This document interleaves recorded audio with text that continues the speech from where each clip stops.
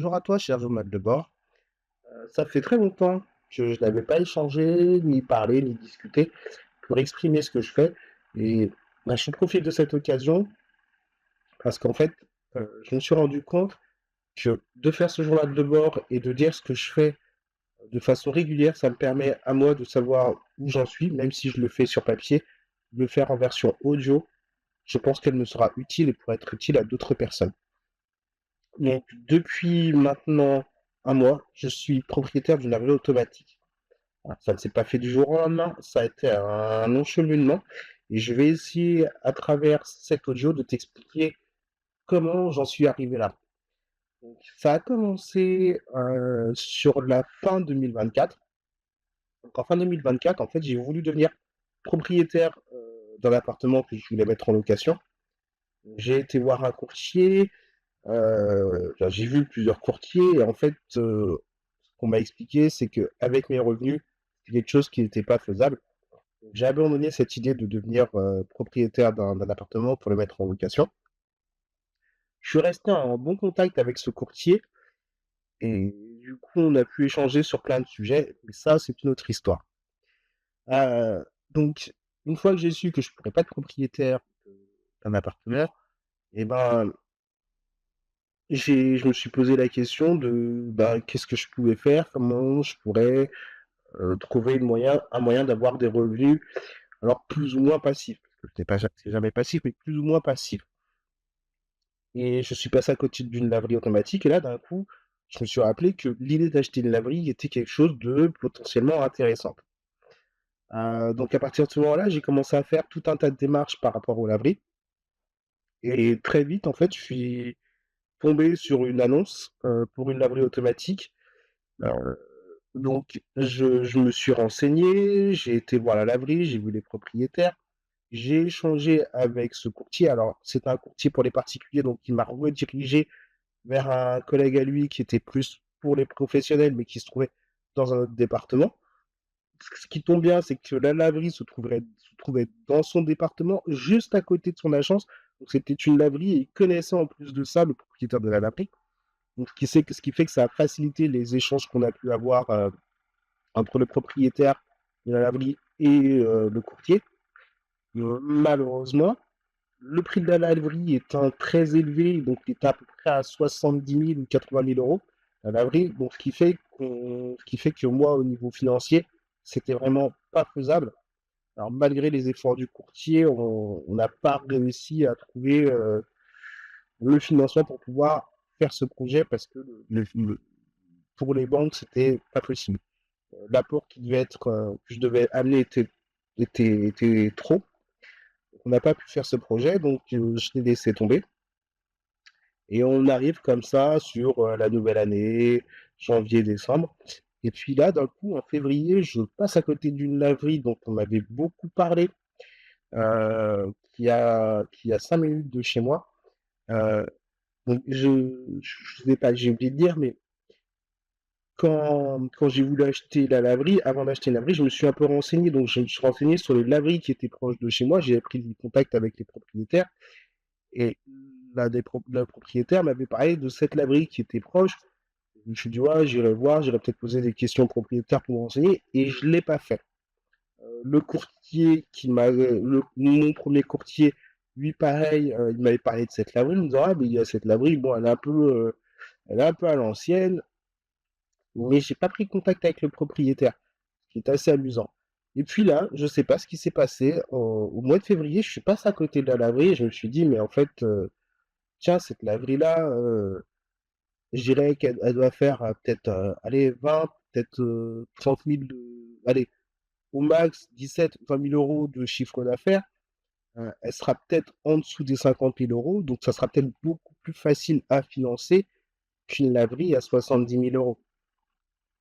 Et en partant de cette idée-là, eh ben, j'ai pris contact avec le propriétaire, on a pu échanger.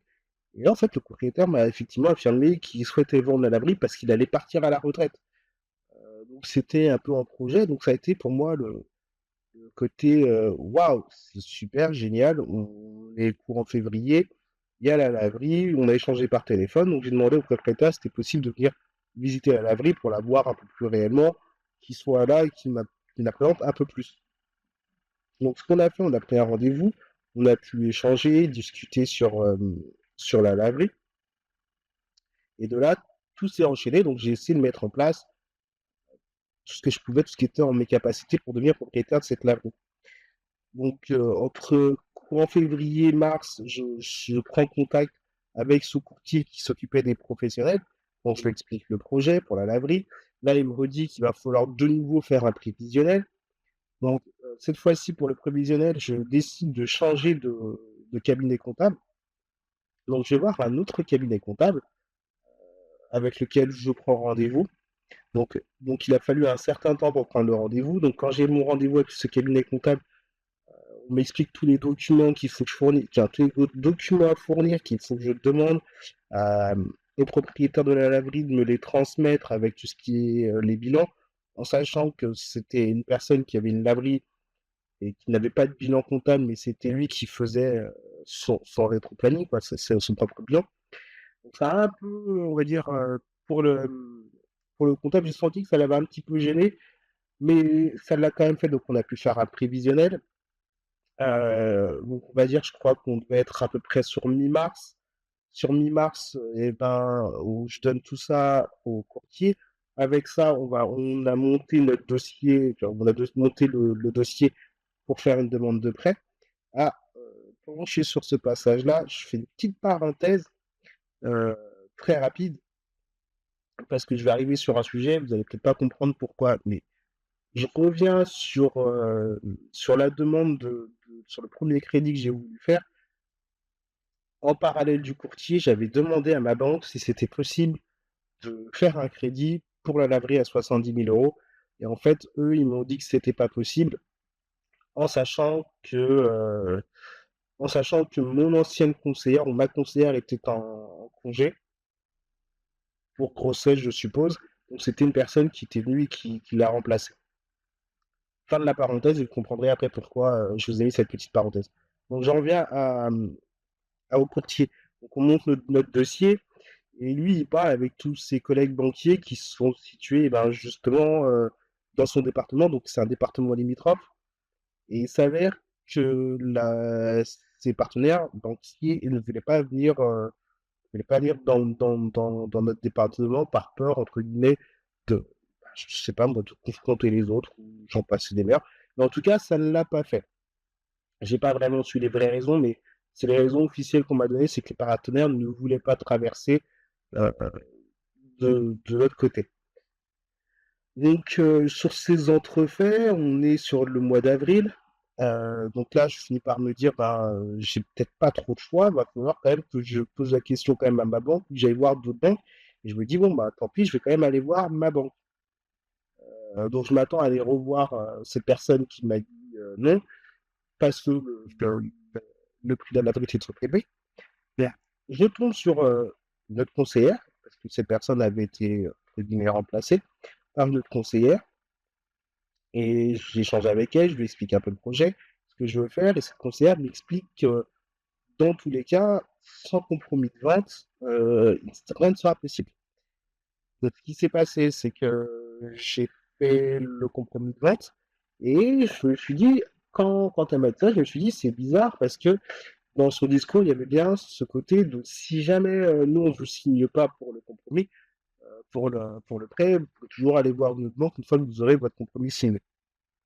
À ce moment-là, je pense qu'il y a une petite alarme qui a essayé de sonner, mais je l'ai éteinte très vite en me disant, «Eh, c'est rien. Si, en fait, c'était quelque chose, mais on y reviendra encore un peu après. C'est pour ça que c'est assez amusant. Donc, euh, je suis en train comment dire, je suis en train d'échanger avec cette conseillère qui me conseille de faire ça. Et du coup, bah, qu'est-ce que je fais? Je prends rendez-vous courant avril. J'appelle le cabinet du notaire pour signer un compromis de vente. Sauf que ce qui se passe, c'est que entre-temps, le propriétaire de la laverie a trouvé un acheteur. Et alors là, je fais une petite pause. Si vous êtes arrivé déjà là, c'est déjà bien. Je fais une petite pause pour vous dire quelque chose, c'est que je n'ai pas dit tout à l'heure. J'avais fait des enregistrements en fait depuis le mois de février. J'avais fait à chaque fois des petits enregistrements. Moi, je m'étais dit, quand je serai propriétaire d'un abri, je vous donnerai ces petits bouts d'enregistrement. Donc, généralement, c'est des enregistrements qui duraient entre 15 et 20 minutes. Et il y avait toutes les différentes étapes, avec les différentes émotions. Et là, quand on arrive au mois d'avril, que j'ai ma banque qui me dit, bah, il faudra faire signer un compromis, et que j'appelle le notaire, et j'appelle le propriétaire pour demander à signer un compromis, et qu'il m'annonce que, qu'il a trouvé un acheteur, j'aurais aimé que vous entendiez cet enregistrement, parce que je pense que ça devait sentir réellement dans ma voix que j'étais frustré. Mais bon, ce qui s'est passé, c'est que j'ai eu de la chance jusqu'à à peu près pendant quelques semaines, puisque c'était en cours, donc ça s'est pas fait. J'ai eu de la chance, ça ne s'était pas fait, la vente elle a été annulée. Comme elle a été annulée, le vendeur est revenu vers moi en me disant que ça a été annulé pour une question de financement. Et ben, où j'en étais, si j'étais toujours à la recherche. Je lui ai dit que j'étais toujours à la recherche, donc je lui ai dit bon, ben, on va vite signer le compromis. Donc c'est ce qu'on a fait. On a signé le compromis fin mai. Donc moi, on a signé le compromis. J'ai pris rendez-vous avec le notaire, on a signé le compromis. Une fois qu'on a signé le compromis, je suis retourné vers ma banque en expliquant à la banquière, et ben c'est bon, tenez le compromis avec le dossier de banque que j'avais monté pour lui dire bon ben voilà, dites-moi si ça peut être finançable ou pas. Et là, elle a fait traîner. Alors elle m'avait déjà expliqué que il y avait qu'elle allait avoir des formations, que ça serait pas la première, qu'elle ne le traiterait pas en début juin, qu'elle le traiterait pas au premier, mais peut-être au 5 ou 6 juin. Et à chaque fois, j'ai appelé, il y avait des retards, elle n'était pas là, elle était en arrêt, elle était en formation. Donc ça s'est pas mal enchaîné, et ça s'est enchaîné comme ça jusqu'au 20 juin. Alors, je vous laisse imaginer, pendant ce temps-là, j'ai le propriétaire qui essaie de me dire, mais c'est pas normal, c'est bizarre ce qu'elle vous fait, votre banque. Puis moi, je lui dis non, mais c'est des petites choses de la vie, ça peut arriver. Il avait complètement raison. Mais ça, je le savais pas encore. Arrivé au 20 juin, j'ai la banquière qui me dit, ben, qui m'appelle et qui me dit, ben, je tenais à vous dire que votre ancienne conseillère revient de son congé, donc c'est elle qui va reprendre le dossier. Et là, je vous dis pas dans quel état j'étais. J'étais déjà décomposé. Je me suis dit, bon, alors, bon, bah, de toute façon, j'ai pas trop le choix. J'essaie de prendre sur moi. Donc, je prends même pas rendez-vous. Très vite, je vais à la banque quand elle revient. Donc, ça va être un mardi.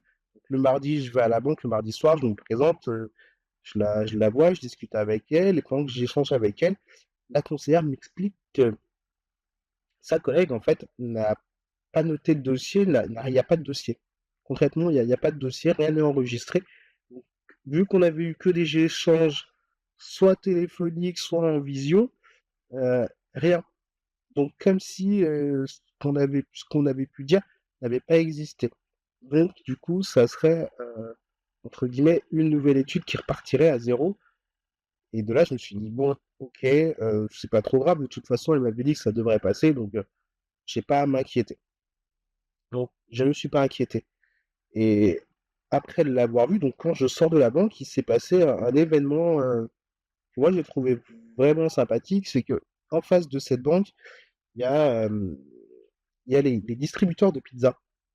Donc il y avait le propriétaire du distributeur de pizza que j'ai vu, donc j'ai vu la personne qui remplissait, alors je savais pas ce qu'elle faisait, je me suis dit, tiens, on dirait le propriétaire, et je me suis dit, bah, va échanger avec lui, quoi.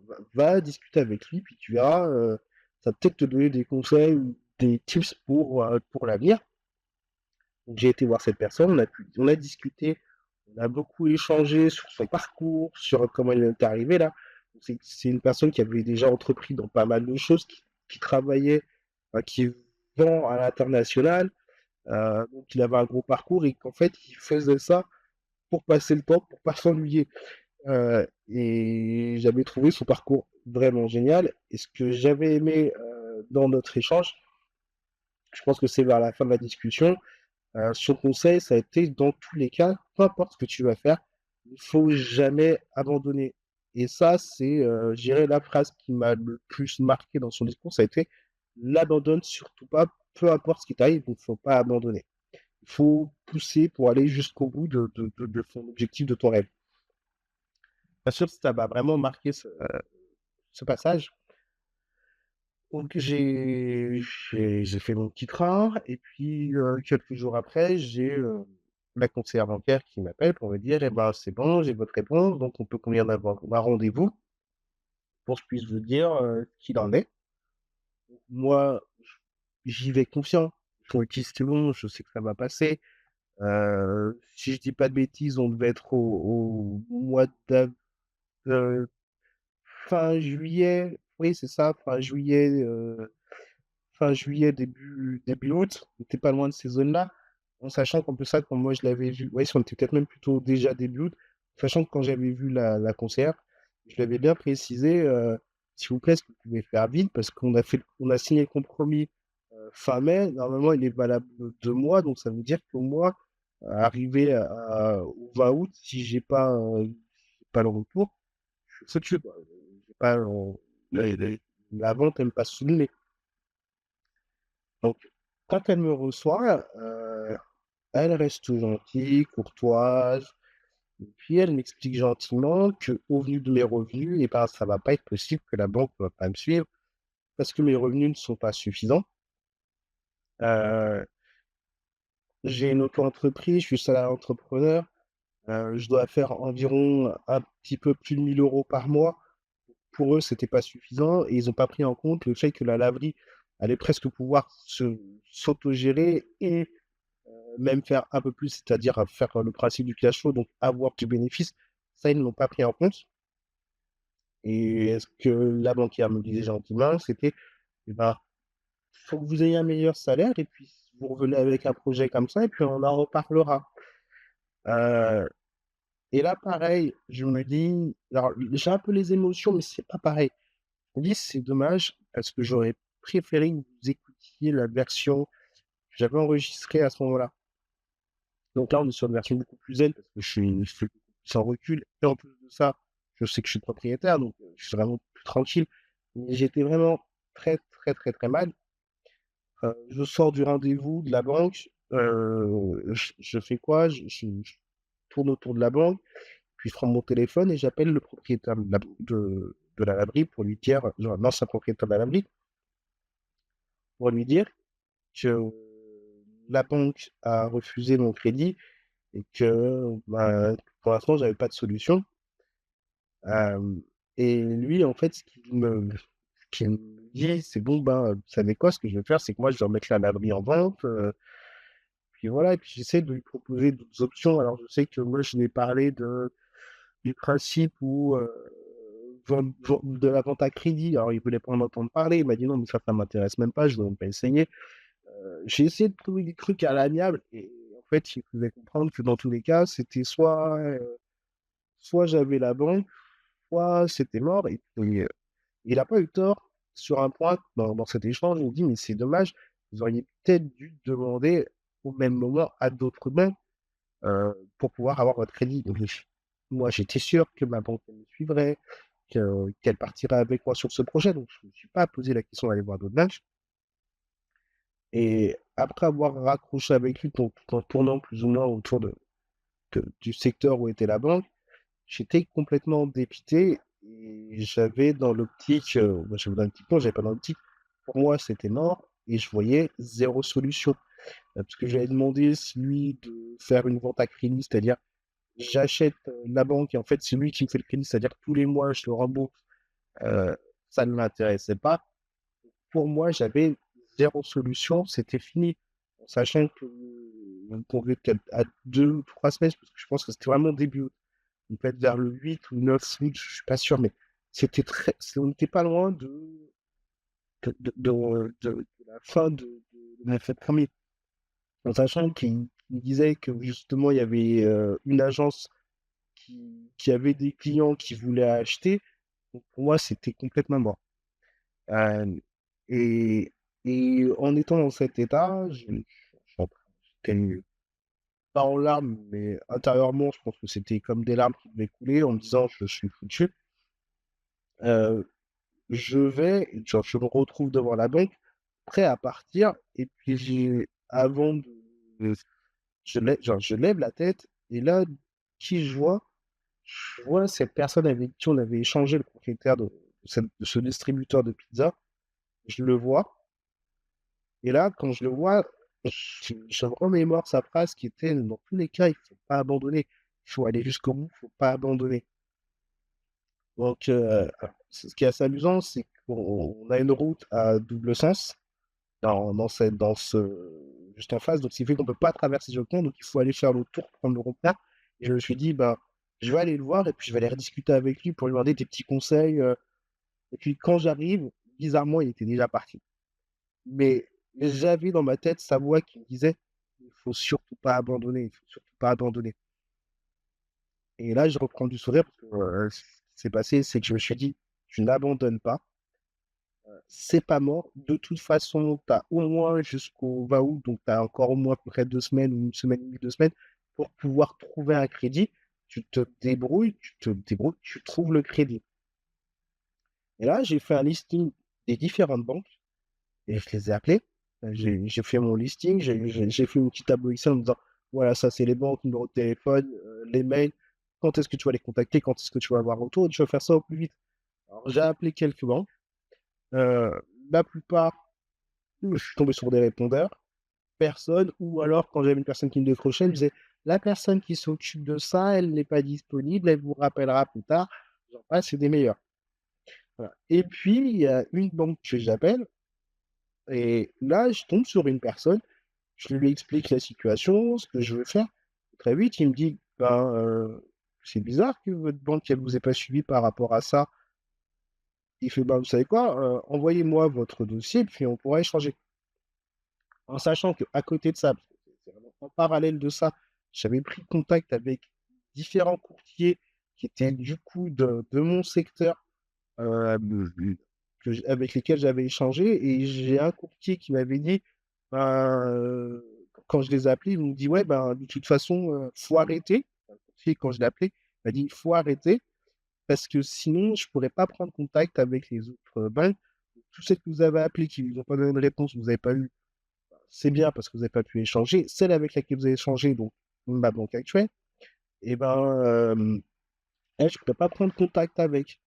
Et cette personne que j'ai eue, cette courtier, elle m'explique que voilà, ben, de toute façon, elle connaît cette banque, elle connaît ce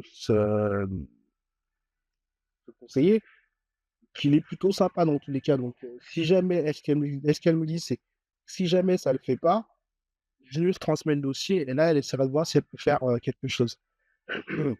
Mais bon, ça l'a quand même fait. J'avais quand même pris un deuxième courtier au cas où. Donc, j'avais vraiment, je m'étais dit, courtier banque. Et quand les 2 courtiers qui m'ont dit pour la même chose, le deuxième courtier m'a dit pareil. Heu, vous avez déjà contacté des banques, très bien.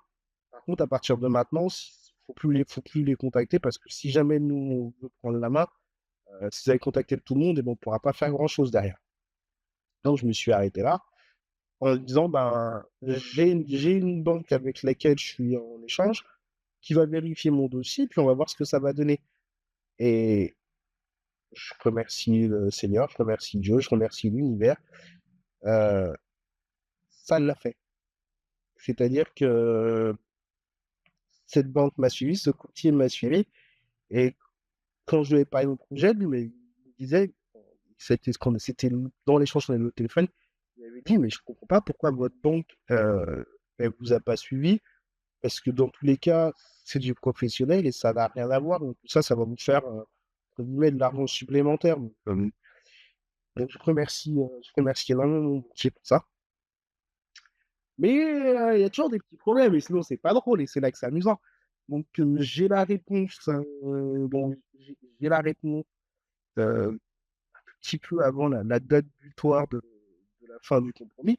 Donc j'appelle le vendeur, je lui dis: «Ben, c'est bon, j'ai, j'ai la banque sur le site». Donc sur ça, il me dit: «Bon, ben, vous en êtes sûr?» Il avait un peu des doutes. Il m'a tenez, je vous donne le numéro de téléphone du banquier, celui qui me l'a donné, il m'a dit, ben, n'hésitez pas, appelez-le et vous verrez avec lui. Donc, je lui donne le numéro, le jour même, il me rappelle, il me dit, OK, c'est bon, j'ai eu le banquier, il m'a bien confirmé que c'était bon, que c'était sûr qu'il y aurait le crédit, on allait pouvoir faire la vente.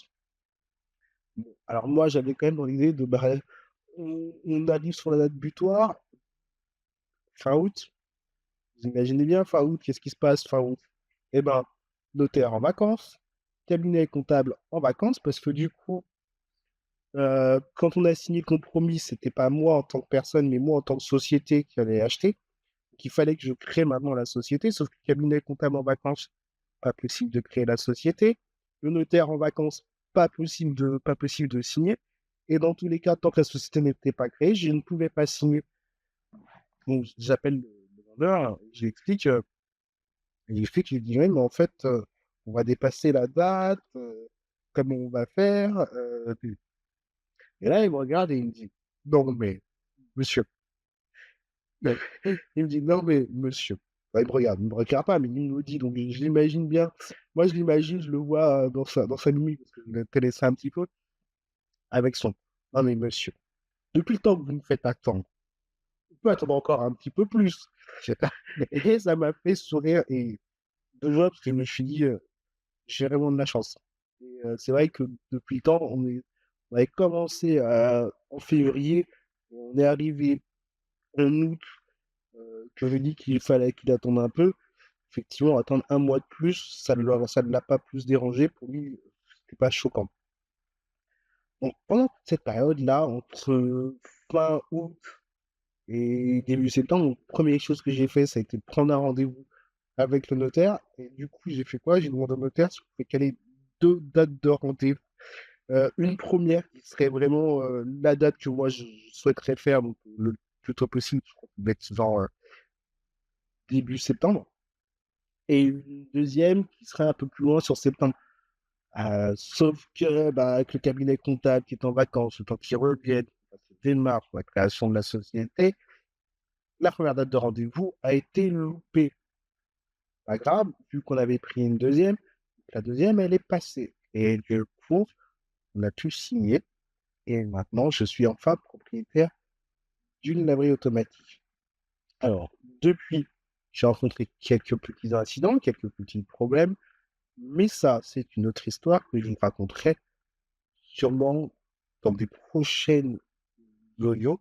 Et rassure-toi, petit journal de bord, mon objectif et mon but à partir de maintenant, c'est d'essayer de t'alimenter un maximum sur mon quotidien entrepreneurial avec les avantages, les inconvénients, peut-être parler de tout ce que je fais, qu'est-ce que j'ai fait, mes différentes activités.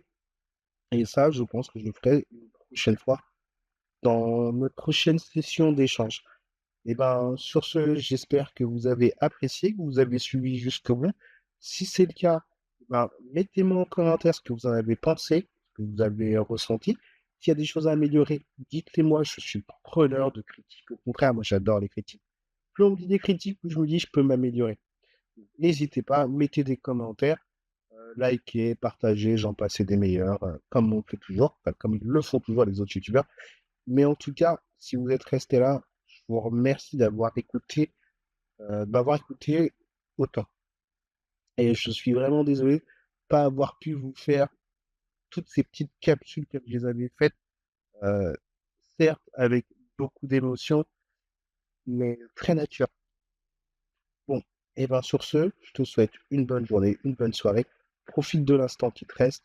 À très bientôt. Ciao.